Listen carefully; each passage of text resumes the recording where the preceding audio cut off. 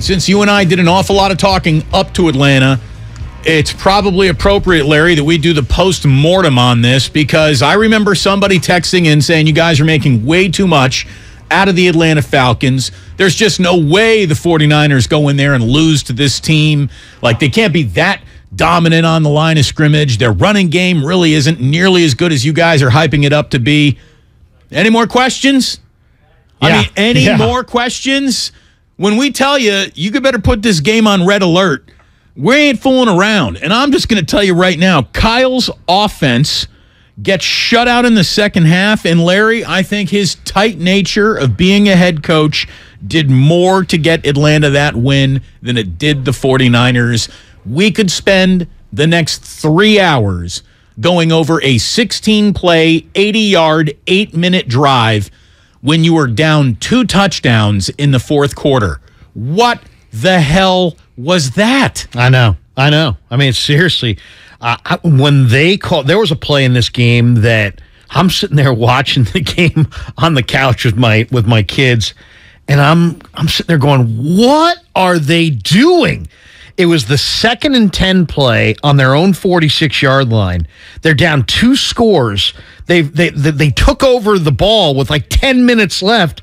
It's right around like 5.5 minutes left. They've already wasted all this time. They've moved from the 1 to roughly midfield, and they're running Tevin Coleman. What are you doing running Tevin Coleman down 2 scores? Where is the urgency? Where is your hurry up? Where is the no huddle? They huddled 13 times on the final 16 plays of that drive. I just couldn't believe it. I could not believe it. You know, it's one thing to get outcoached and get outplayed, and they were both. They got outcoached and outplayed. But where's your competitive fire? I mean, I got to seriously question the competitive fire of everybody associated with calling a 2nd and 10 run play down 2 touchdowns. What are you doing? I mean, you might as well have just said, you know what? We don't want to win. We just want to get close. You're the team that has Super Bowl aspirations. You're the team with the incredible array of offensive weapons. The Niners offensively. Defensively, they had excuses. Offensively, they had none. And to come out the way they played against the Atlanta Falcons, who are 27th in the NFL in defensive DVOA, absolutely inexcusable. It's the low point of the regime right now. Right now, low point. How do you run the ball there? That's the most non-competitive crap I've ever seen. I mean, that was just so not competitive, so overwhelmingly stupid. And to huddle up 13 times on 16 plays on a drive where you're down 2 scores, why? I need to know the answer why. Why are you huddling up that many times? Where's your hurry-up offense? Can you not hurry up? You don't have a rookie quarterback. You've got a veteran quarterback. Did no one press Kyle Shanahan on this? Did no one come into his kitchen and ask what the hell that fourth quarter was? Because he was coaching scared.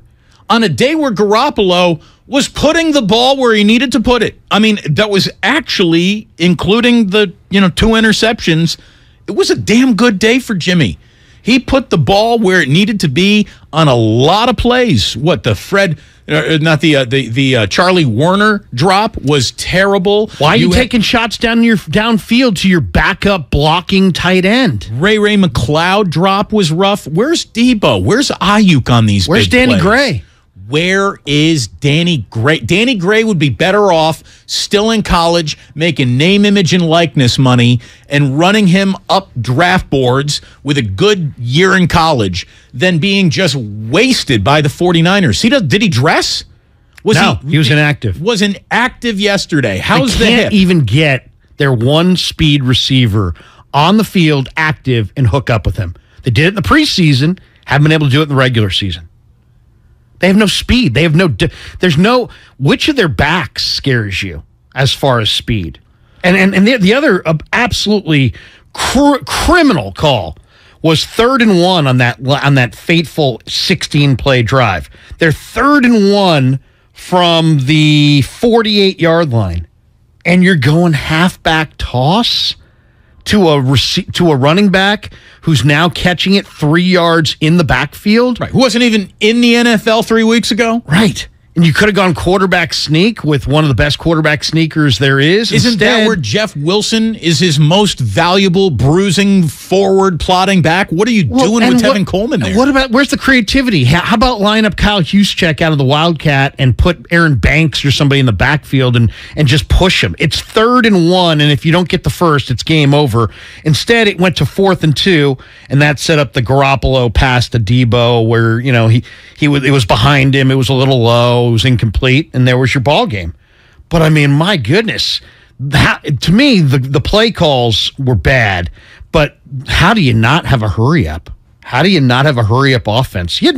About halfway through that 16-play drive, every Niner fan knew they were done. They may have scored a touchdown on that drive, but how long it took them, they were done. There was no chance. They were going to have to stop the Falcons immediately, force absolute 3 and out, use their timeouts, and everything. It's going to have to go absolutely perfectly for them at the end. So just how slow they moved, time, and here's eliminated their chance to win. And look, someone did ask Kyle, why wasn't there more urgency in that fourth quarter? I mean, here it is. You're down 2 touchdowns. You're on your 2-yard line. And they spend about 4.5 minutes, and now they're at the 25 because of all the play clock that got killed. The one really nice pass that Jimmy had to Ayuk gets called back with a Brendel holding, which Brendel. was a garbage call. Poor Brendel. I mean, he just lost his gig right there. He should have lost his gig because he played those 3 penalties right there. It's time to find somebody else. You can't have your backup catcher, your backup center giving you 3 key costly penalties on a drive where you have to score and score fast. Kyle Shanahan on why there wasn't more urgency to be found in the fourth quarter. I just knew we had 2 more times with the ball. And we did do a number of no-huddle plays. We also mixed it up not doing it, too. So we did both. The key is that you can't come up short on that. Expect the ball, get the ball twice. And we're not going to panic when we feel like we have 2 more possessions, especially with 3 timeouts. But when you don't score on that and it came up, was it the 4th and 1 on that drive? Can't remember. But that definitely backfires when you don't score on one of them. Somebody want to tell Kyle that a no-huddle offense is not a sign of panic? That no-huddle doesn't mean you're panicking. Playing with some urgency doesn't mean you're panicking. When he said, we mix back in the huddle up, well, there's a huge mistake right there. I mean, you have a diminishing amount of time on a scoreboard that is flashing in neon red. You're in trouble. And he sat there and didn't react to the game situation. That's what drives me nuts. You want to talk about what drove you nuts about the San Francisco Giants? They had a game plan that they wanted to stick to more than they wanted to play the game that was in front of them. Kyle Shanahan had a game plan. He's down 14-0 right away. So what? They went away from the game plan. They tied the game up at 14-0, and he goes right back to, all right, well, we're going to play like we're up 21-0. And his 16-play, 8-minute drive in a fourth quarter when you're down 2 scores, even if you did score, you screwed it up. Right. And his premise is totally wrong. Well, we knew we had 2 possessions left. You didn't know you had 2. You didn't know anything. You didn't know you had 2 possessions left. Yeah, they're running the ball down your throat, actually. What do you mean you knew you had 2 possessions left? When the Niners got the ball for their 9th drive, this 16-play drive at the end, down 14 points, there was 10 minutes and 40 seconds left on the clock. When they did not get it at 4th and 2 and gave the ball back to Atlanta, and Atlanta took the ball, Atlanta had 2 minutes and 34 seconds left. So if they had scored a touchdown on that endless drive that he didn't need to hurry up on because he was getting the ball anyway, if they had scored a touchdown, they're still giving the ball back to Atlanta, down 7, and Atlanta has 2 minutes and 34 seconds left on the clock. So if you could somehow miraculously stop them and get the ball back, what were you going to have left? 30 seconds?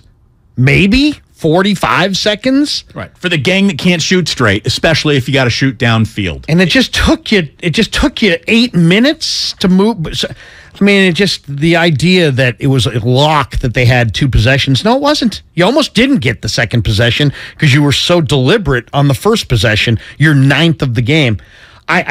This game is, the Shanahan play calling bothered me at the end, but also, I mean, the drop by the tight end Warner, the drop by Ray McLeod. I mean, those were crushers, absolute crushers. I mean, Garoppolo can't throw a better ball. He put it right on Warner's hands. Drop, put it right there for Ray McLeod. Where's the dive? I mean, seriously, you don't want to dive for it.